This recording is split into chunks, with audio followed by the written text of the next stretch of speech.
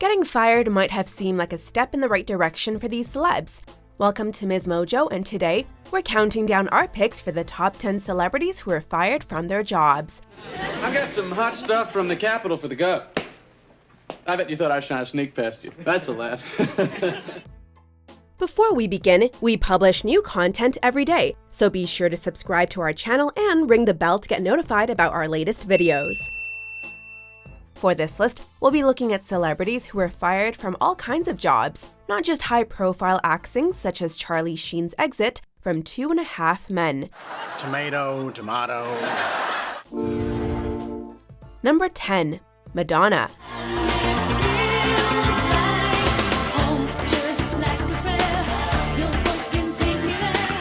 It's hard to imagine this iconic pop star doing anything other than playing sold-out concerts and creating controversy with her videos and lyrics.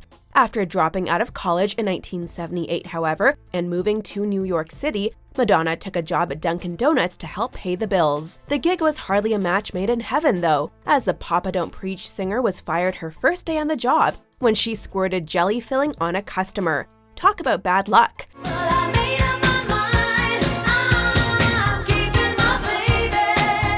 Number 9. Babe Ruth. In the pantheon of baseball legends, one man stands above the rest.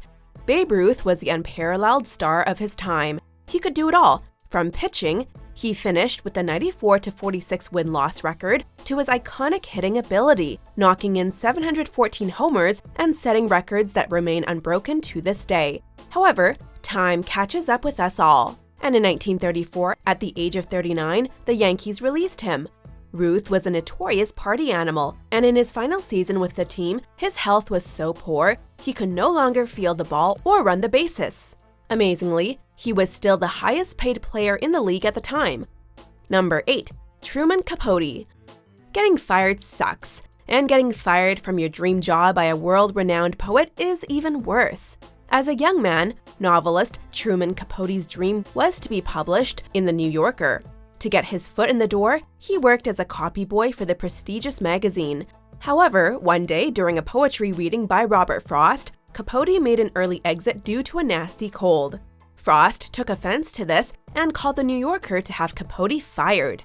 Getting shown the door appears to have been a blessing in disguise, as only a few years later, Capote released the first in a long line of successful novels. Yeah, I've decided on a title for my book. I think you'll like it.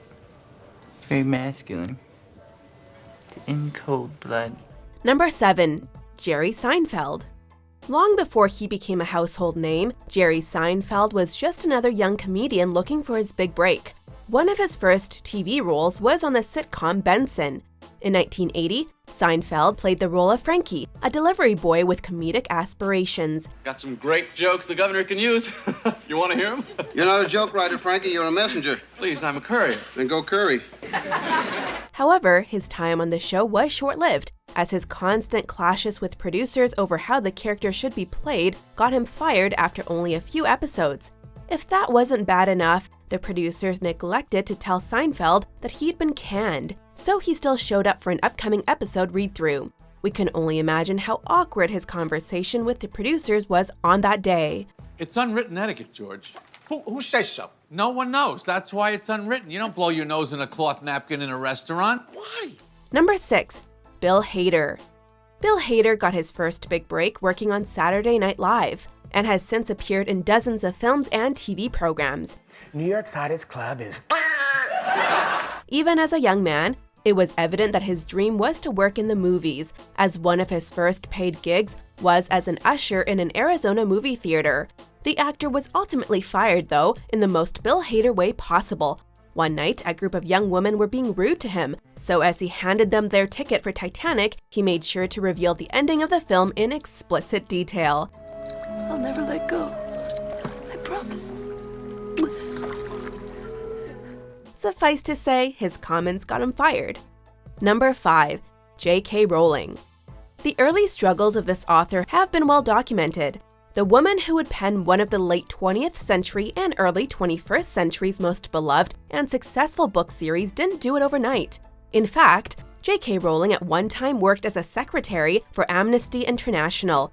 Unfortunately, Rowling had a hard time staying focused on the job, often using company time daydreaming and working on her personal writing projects. Rowling soon found herself jobless, with very few prospects on the horizon. Of course, it didn't take long for her to turn things around, as Harry Potter and the Philosopher's Stone was released just a few years later. Better be Gryffindor! Number 4. Thomas Edison. Arguably the greatest inventor in American history, Thomas Edison's name is synonymous with a number of things we still use today, from light bulbs and motion picture cameras to contributions in telecommunications. Edison was a jack of all trades, but his ingenuity lost him a couple of jobs in his early years. When he was 12, he started his own business selling newspapers on trains. But one day, his experiments started a fire in one of the compartments, and he was promptly fired. He then worked at Western Union, a company from which he was fired when his experiments from batteries caused a sulfuric acid spill that leaked through the floor onto his boss's desk. Number 3. Walt Disney. That's right, once upon a time, the man responsible for making your childhood awesome found himself being shown the door. And you'll never guess why. One of Walt Disney's first jobs was working as a cartoonist for the Kansas City Star. Incredibly, Disney was laid off because he lacked imagination and had no good ideas. Let that sink in for a moment. Clearly, his boss had blinders on, because the man he fired would go on to start a multi-billion-dollar empire that has created some of the most iconic and beloved works in entertainment history. Number 2. Steve Jobs. The story of Apple's love-hate relationship with its eccentric and brilliant founder is one we know well. In 1976, Steve Jobs created Apple computers with Steve Wozniak and Ronald Wayne in the garage of his childhood home. The company was an overnight success, and by 1980 was worth over $1 billion. But after a couple of missteps, the board of directors wanted change. We just released our finest creation, the Macintosh, a year earlier, and I just turned 30. And then I got fired. At first, they dismissed him as head of the Macintosh division, and then they forced him out of the company completely. Jobs picked himself up immediately, founding the computer and software company Next in 1985, which was purchased by, you guessed it, Apple in 1997 for a whopping $429 million.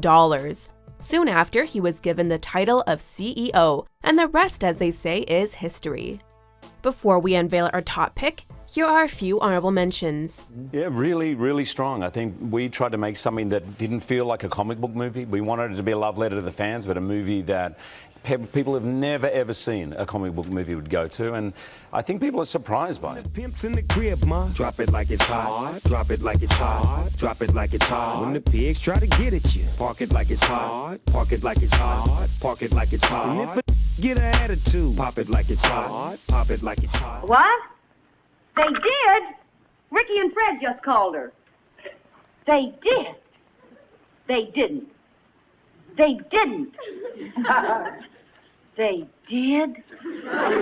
They did. They didn't. Number 1. Oprah Winfrey. Oprah has been a household name for over 3 decades.